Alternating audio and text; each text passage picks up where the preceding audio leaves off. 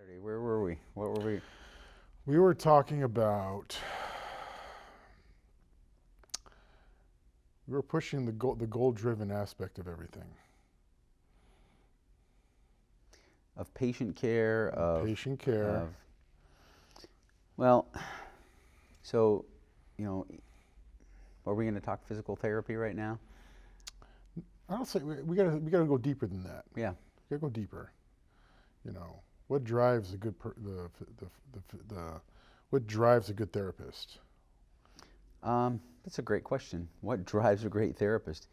Well, I'll use me because I can only speak from my perspective, and I hope that my example and the way that I interact with patients, the way that I interact with our team, the way that I interact with other members of the community and our referring doctors, and the way I interact with everybody, what drives a fantastic therapist has to be purpose and passion to help another human being.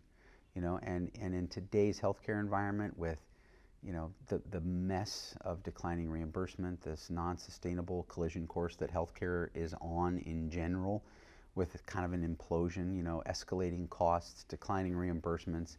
We're always trying to jockey for patients. We're all turning ourselves into internet marketers and clamoring to deliver value. And I think that's where the magic is. As a business owner, I need to compete in a marketplace. And what does that really mean? It means that I've got to be the best at what I do, because I can't control the guy down the street. I can't control where patients decide to go based on what their insurance is going to cover. I have no control over any of those things. What can I control as a business owner? My costs and my quality, period. Yeah. That's it. Yeah. And beyond that, I don't worry about anything. So, the facility that I'm sitting in right now speaks for itself. That's one example. But individually as a therapist, what have you got to do?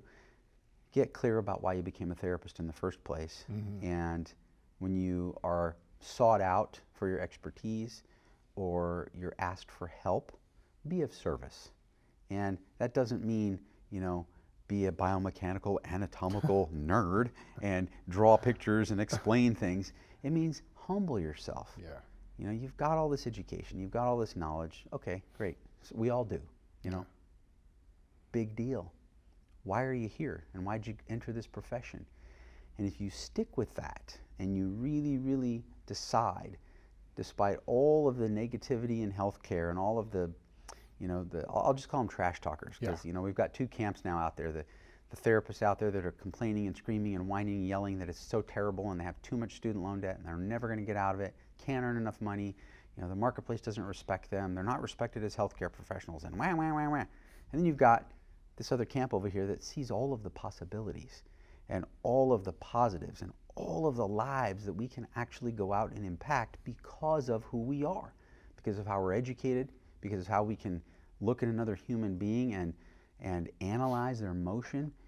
So what drives us in our practice, and in the practice I started nearly 18 years ago, it's very simple. We're here to change the world, one patient at a time. What does that mean? And I'll back up, because people will hear that sometimes and they'll go, oh my God, here he goes again, he's preaching, right? Yeah. Well, I might be, or it might sound like I am to some people, but here's the reality of it. If you've ever been, or you know of anybody who's ever been in a place in their life where they've been injured, they've been hurt, they've had a stroke, they've had a heart attack, they've gained too much weight and they're morbidly obese, whatever the case might be, they have an arthritic knee or hip, and their entire life is negatively impacted because of the way that they can no longer move, and you can change that, or you can have a hand in improving that for the good, in a positive direction. You don't just change the mobility of their hip. You don't just give them a more powerful rotator cuff or a better functioning, quadriceps, for God's sake. You give them a lot more than that. Yeah. They can show up for their wife or for their husband or for their children in the way that they are intended to show up for them. They can show up for work and be more productive and feel like they carry more power and confidence out into the world. They can wake up every day and like the person they see in the mirror just a little bit more and have a little bit more confidence, because, hey, that quality of life just... Indeed. Next level. All parts of their life. And I don't think people realize it as top of mind thinking because they take it for granted. Yeah. If you've got good mobility and you don't hurt, you don't even give it a second thought. You just expect that this thing you call your body is supposed to do this stuff and always will do this stuff. And I don't have any problems. I'm good. What are you complaining about? Until it's your turn. Until it's your turn. And we will all have our turn. We know it's coming. I look at my elderly patients, for example. I look at my younger athletes that have had devastating injuries of various sorts, and I think, wow, this is terrible, but you know, I'm committed to making sure that I get them back to their life in the shortest, most effective, efficient manner possible. And I'm going to come to work every day and I'm going to deliver so much value for that human being, for that athlete, for that elderly man or woman who just wants to stand up without an assistive device, or who just doesn't want to have to rely on something to help them live and get through their normal activities of daily living. Let's give them a little bit more functional independence for their whole lifespan. Or let's give this athlete a real shot at earning this scholarship. Yeah. It's value. You know, it's not biomechanical movement analysis and strength training and mobility. That's the expected part. We're expected to be experts in that sort of thing, and we are. But that all pushed aside, what makes the difference? It's what value can you deliver above and beyond what the healthcare profession expects of you. And that's true, I think, of anyone. You know, why do you or anyone else choose a particular restaurant over another? It might be the food, or it might be the atmosphere, or it might be the service. Oh my God, I feel like royalty every time I'm there. Or it might be a combination of those things. But it's not just one thing. No. Results are what people are after, and in my humble opinion, results are what we're all after. In all parts of our life, that is what speaks. And when you look at a man or a woman's life, or I look at a man or a woman's life objectively from the outside, and I look at their whole life, if I got a little snapshot of their entire life, you know, and what I mean by that is every part of it. Let me see how they are in their home with their family. Let me see what their body looks like. And they're naked, you know. Let me see what their bank account looks like. Let me see what people in the community say about this person. Let me see how their business is run. Really see it. You know, how do the employees treat them? How do they treat their employees? Their entire life. You know, I'm not a real religious person, but by his fruits ye shall know him, right? Yes, you know, sir. to quote scripture. Yeah. And what does that mean even? It means results. It means, what does this man's life or woman's life look like? That's the kind of person you know them to be. Because people talk all the time, particularly now with media like this, social media. Yeah. People can be whoever they want. They can literally conjure a version of themselves and present it to the world. You know, I'm this, I'm that, I'm this, I'm that. And that's great. I mean, wonderful. If they're being truthful about it. And if they're actually owning every part of their life. You know, I'll open a little window into my life. I've owned this business nearly 18 years. Yep. And had ups and had downs and had highs and had lows, and have made money and have lost money and have, you know, paid money and borrowed money and you name it. Well, in that time, I've also, gained 35 pounds and lost it. You know, fought with my wife on certain times and occasions that brought us literally to the brink as a married couple. I have lost a home to foreclosure. You know, I'm sure you went through many employees and oh, staff. hundreds. Oh, God. And when you're committed, though, and you're committed to a vision of your life, your whole life, your level of fitness, your business, your relationships with the people that you love the most, with how much money you want to earn, all of those things, when you get clear about what it is that you want. And for me, as a physical therapist, the clearest thing that my own career has been able to give to me is that health is the new wealth, right? That's where my wealth is in my health, my body, my mind, my spirit. Of course, We live in an economically driven society. We need to make money to live. We have bills to pay, groceries to buy, mortgages to take care of, et cetera, et cetera, et cetera. We got to make money. That's just a fact of life. How much money is up to every individual and the kind of value that they want to go out and create in the marketplace. That's all earning money is really a function of, is how much value does some person or business entity deliver in the marketplace. It is directly proportional to the kind of revenue that that person or entity is going to produce, period. Why? It's very simple. Go back to results. You know, why does a, you hear a lot these days out there about, the CEOs are just raking it in while the rank and file employees are getting hosed and can barely make ends meet and all this. I mean, just go to any news media outlet and there's always a story about that. Why does one that got my gourd just crushed me recently? They were talking about Jeff Bezos donated $600 some odd thousand to victims of the Australia wildfires.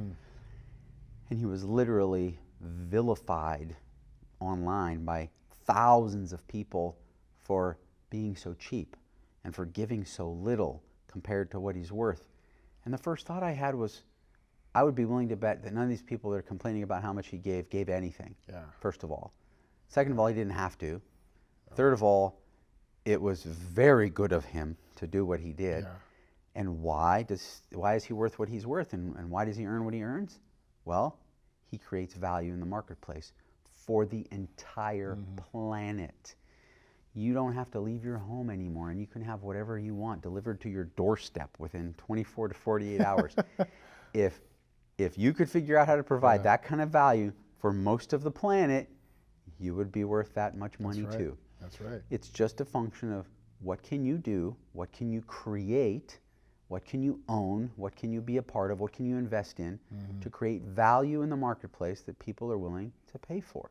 And when you do that, money comes to you. You literally attract it. Most people repel it, because they don't understand how it works. But once you start really thinking about money as just a tool and not a thing that you have to have, you don't have to have anything other than a clear vision of the kind of value you want to go out and create in the marketplace. And once you have that vision, and once you have a plan to execute and make it happen, you will attract money. That's how it works. Sounds so simple, doesn't it? Well, anything can be made to sound simple. It really can. But I think the most important thing about accomplishment, the most important thing about having, is getting clear about what it is that you want to have. Every time I see somebody who's overweight or suffering from, or afflicted, we'll say afflicted with obesity, because it is getting more and more and more out of hand in the United States in particular. I always think first, it's a very tough problem, extraordinarily multifaceted. People don't even like to talk about it. Taboo. It's very sensitive. And if you say that someone, is obese, there will be an entire camp over here that says, you absolutely don't even understand it, and you're terrible, and you're just demonizing these humans. You should have said somebody with obesity, not somebody who is obese. Well, I'm not going to split hairs or have semantics here. If I weighed 450 pounds at 5'9", I would know unequivocally that I am an obese human. I wouldn't like it probably, but I would understand that that is who I would be in that circumstance. You wouldn't sugarcoat it to yourself. And no, of course not. No. You have to be really raw and ruthless and honest and truthful with yourself if you're going to be able to do what's required, even see what's required to have what you want. One of the things I love talking about when it comes to that topic is a patient that I treated some time ago who just absolutely said to me in the exam room, I gotta lose weight, John. I really, really have to lose weight. I really want to. And I said, no, you don't. And you could have heard a pin drop in that instant, right? Yeah. Why would you say that to me? Of course I do. Who is this guy? Who is he? I know you don't want to lose weight. Well, why? What are you talking about? You just told me last visit that you drink about 6 sodas every day. Is that true? Yeah. Well, then if that is true, then you really don't want to lose weight. Because if you really did, that behavior is not congruent at all with what you're telling me that you want.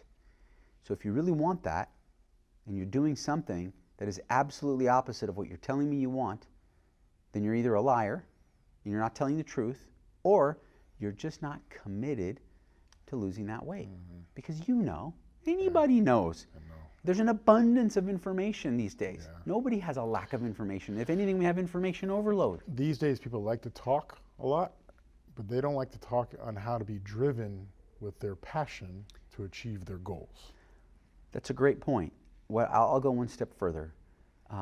It's easier to be comfortable than it is to set a goal that's so high up in the stratosphere that scares you, that lights you on fire, that gives you that just absolute tremendous, I've got to get up early, I've got to grind all day, I've got to stay up late, I've got to do this. And the reason is comfort is easy. It's what we're all working for, right? It's like a dying marriage. Wrong. You know, comfort should be your enemy. Comfort should be the enemy of everyone. You know, if I get comfortable at home in my marriage and I stop paying attention to my wife and stop chasing her and stop asking her out on dates and stop working to get sitters to allow us to go out on dates, guess what's going to happen to my marriage? It's going to wither and die. If I don't water it, it's going to die. Like everything in this world. Guess what's going to happen to this body that I've worked for, I don't know, since I was 15 to keep in shape?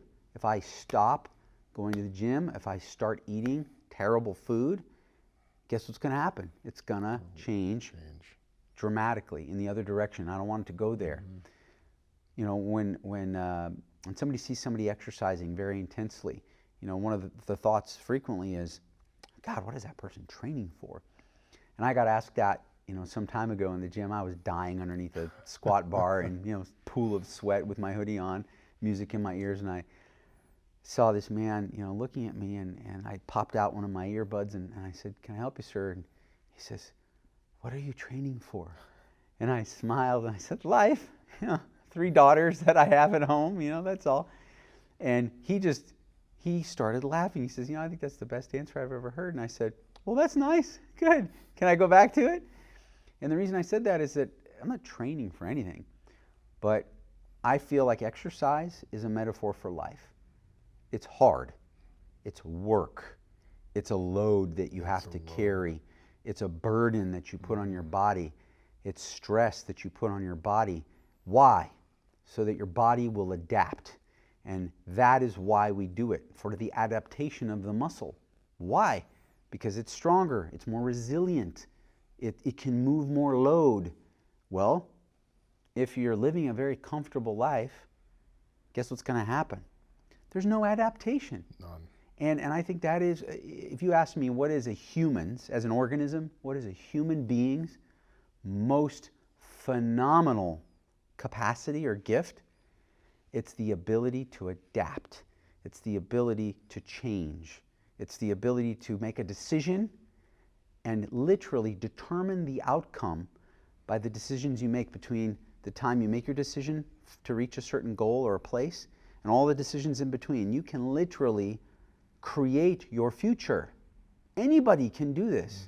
You can create your entire life consciously if you do the required work. But it has to begin with a decision and a vision. The vision is first. What do I want my body to look like? At the peak, the most unbelievable possible version of the body that I live in, what does it look like? And if you can get that vision in your mind and commit to it, you can literally have it. You just have to commit to doing whatever is required of you to have it. You got to have the vision. You got to make that commitment. And then guess what? The thing that nobody likes to talk about, work. Period. It doesn't happen by itself. You know, it doesn't. Nope. Relationships, same thing. You know, Same thing. friendships, you got to work Oh at them. boy, everything. Marriages, you got to work at them. With my children, I work. Soccer practice, gymnastics, karate class, volunteering in the classrooms, helping with homework, helping them get dressed in the morning, doing their braids, blow drying their hair. I could go on and on and on. Work when you're exhausted, when you're tired, when you don't want to, when you just want to fall down and go to sleep, work. And you can have everything that you want. Man, yes. Money. Everybody talks about it. We all need it. We all seem to think we need more of it. And maybe what we really need to do is just stop wanting stuff. And we'll have enough money. Yeah. Just like that. Like, I got a car, gets me to work and back. Yeah. It's great. Yeah. No, but I want a Lamborghini. Yeah. Okay. I blame Amazon for a lot of stuff. Sure. Amazon's great.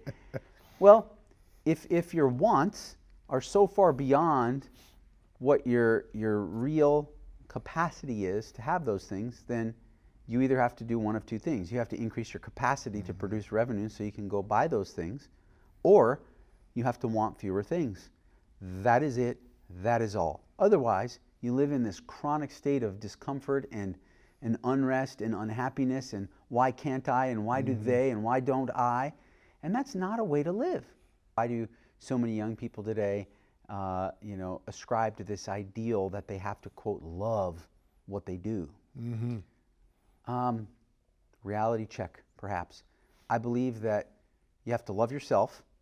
That's first, numero uno, yeah. To show up in the world, to have the capacity to love and the capacity to receive love from others, you have to love yourself. Yes. Period. Number one. And you have to learn to love yourself. You have to learn to forgive yourself. You have to learn, what your strengths are, what your weaknesses are, and accept yourself for who you are. And love yourself for who you are being, not hate yourself for being somebody that you're not. Because that's what a lot of people do. Yeah, I feel like, sorry for cutting you off, but I feel like a lot of people in society, they want to change you to who they want you to be. And then that morphs people's minds on... Just tell them to look in the mirror. Yeah, I'm like for myself, for instance, I'm a walking cloud to many people. And and many people don't like it. That's okay. I'm still going to do what I like because this is who I like to be. Sure. And more people need to go in there. Forget what people think about what they want you to look like or who they want you to be. You got to just move forward with yourself. I think society teaches us this more than anything, and maybe to a certain extent our upbringing, but people are so paralyzed by the fear of what others will say, and the fear of judgment, and the fear of others' opinions of them, what they say, what they wear, what they drive, where they live, how they raise their kids, where they go on vacation. I mean, you name it. And if people would just stop caring for even 1 second what others think and decide for themselves what is right for them, and what is right for their family, and what is right for their marriage, and what is right for their job, and for their bank account, and for their children, and for every part of their life, they would absolutely experience themselves, the truest, highest version of themselves that they could possibly be. But if you have one iota of worry, hesitation, or fear, or pause about what other people think about you, you're not there yet. Nope. You haven't even arrived. And you really can't take off with that mindset. You cannot get to the top of business, the best relationships, the best body, the most complete, most effective person that you were meant to become in the world until you drop all those stories.